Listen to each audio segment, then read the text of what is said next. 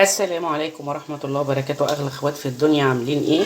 النهاردة بإذن الله هعمل معاكم العجة اللي هي بتتعمل في الفرن، يعني زي الشكشوكة كده، بس دي اسمها عجة بتتعمل في الفرن. أول حاجة جبتها حطيت طاسة على النار، لازم أتبل الخضار اللي هيتحط فيها أول حاجة، بس عشان خاطر أكسب وقت. على ما نضفت الخضار جبت البصلة اللي هحطها، حطيتها في طاسة، حطيت عليها شوية زيت وموطية عليها النار. أنا مش عايزاها تتحمر ولا تاخد لون، تدبل بس عشان يبقى الخضار مستوي جواها، لانها ما بتاخدش وقت في الفرن. المكونات بتاعتها عباره عن بيض، عدد البيض زي ما انت عايزه. انا هحط 5 بيضات لاني مش هعمل صينيه كبيره، او البيض براحتك زي ما انت عايزه. خضره مشكله، كزبره، بقدونس، شبت اهو، جبتها برده وغسلتها وقطعتها. وده فلفل رومي، وعايزه تقطعي معاه حامي قطعي، انا ما بحبش بس الحاجات الحراقه، انا وجوزي وولادي. انت عايزه تقطعي حامي قطعي، عايزه تحطي شطه حطي. يبقى المكونات خضره وفلفل والبيض و3 معالق دقيق، علشان خاطر الدقيق هو اللي هيمسكها ويخليها طالعه معانا خرطه كده، هوريكم شكلها. ودي طماطم كانت عندي في الفريزر، شلت القشر بتاعها، بحبها اول ما بتبقى في الفريزر بتبقى جميله. عايزه تحطي الطماطم عصير اوكي، عايزه تحطي صلصه ماشي اوكي. طماطم عايزه تقطعيها ماشي، عايزه تعمليها عصير ماشي. مش جعانه؟ طب يلا ماشي حبيبتي.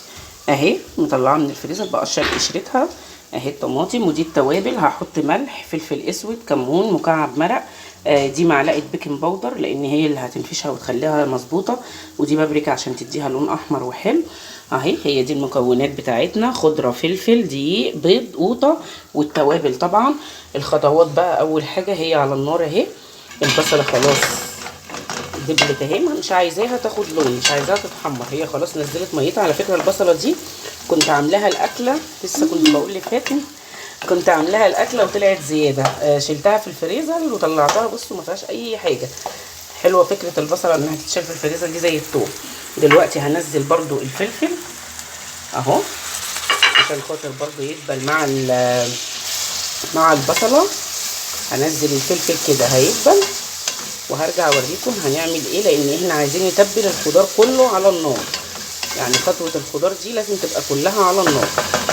خليكم معايا يا حبايبي. بعد ما الفلفل دبل مع البصله، حطيت بقى، نزلت عليه بالطماطم. الطماطم دلوقتي هتنزل ميتها اهي وتتسبك شويه، وارجع لكم تاني، بس انا حبيت اوريكم الخطوات خطوه خطوه.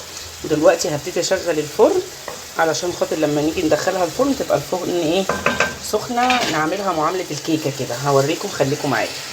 طيب قلبي، نزلت عليها بالتوابل كلها ما عدا البيكنج باودر، هحطه على البيض اهو. بص البابريكا بتخليها حمرا قوي ازاي. مش عايزه تحطي بابريكا ما تحطيش، حطي معلقه صلصه عشان تبقى حمرا كده ويبقى شكلها يفتح النفس. بصوا القوطه لما بتطلع من الفريزر واشيل قشرتها بتبقى جميله قوي، احلى ما بتبقى يعني الطازه اللي هي بتبقى ناشفه شويه. والقشره برضو لو عايزه تشيليها، يعني معلومه، دفي ميه للقوطه الطازه وحطي فيها القوطه، هتتشال معاكي القشره بمنتهى السهوله. اهو هستنى بس دقيقه اتاكد ان الخضار استوى والطماطم اتسبكت اهي. هي مش هتاخد وقت، بس مش هنزل بالبيض على الحاجات دي الا لما تبرد، خدي بالك عشان البيض ما يستويش. اهو هسيبها دقيقه كده. وهنا البيض اهو عملته بالشوكه، حطيت عليه فلفل اسود وكمون وسنه ملح. خلي بالك من الملح برضو عشان ما تملحش منه، حطي هنا وهنا بحيث انها تبقى تتبيله بس ما تملحش. والدقيق هضيفه برضو هنا، ومعلقه البيكنج باودر اهي.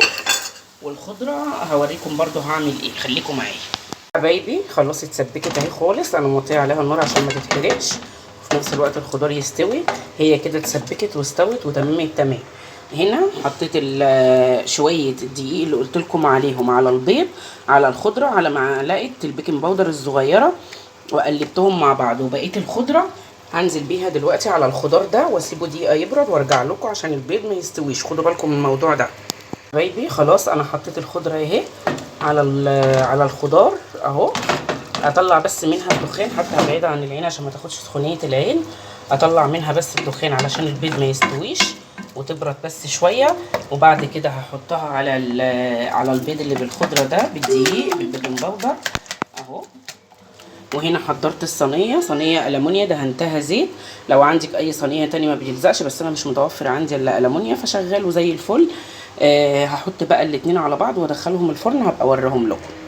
معاكم بالخطوات اهو. خلاص نزلت كله على بعضيه اهو بالمضرب كده، وهنزله في الصينيه. طيب قلبي خلاص نزلت كله في الصينيه اهو. شكل الكيكه اهو. هنحطها بقى في الفرن على نار متوسطه في النص زي كيكه بالظبط، وبعد كده ارجع لكم لما تخلص. عايزه اقول لكم ريحتها جميله قوي، الخضار اللي فيها مخلي ريحتها حلوه. ويا سلام بقى لو قرن حراق كده، بس انا عشان العيال زي ما قلت لكم هدخلها الفرن وارجع لكم. خليكم معايا حبايب قلبي. خلاص طلعت من الفرن اهي. بصوا شكلها يفتح النفس. بصوا بقى هي طلعت ناحيه عاليه وناحيه واطيه، ده مش عيب منها، هي عيب من البوتاجاز بتاعي، معرفش باين عليه معوج. عايزه اظبط له رجليه لان عمل معايا كده قبل كده برده في الكيكه.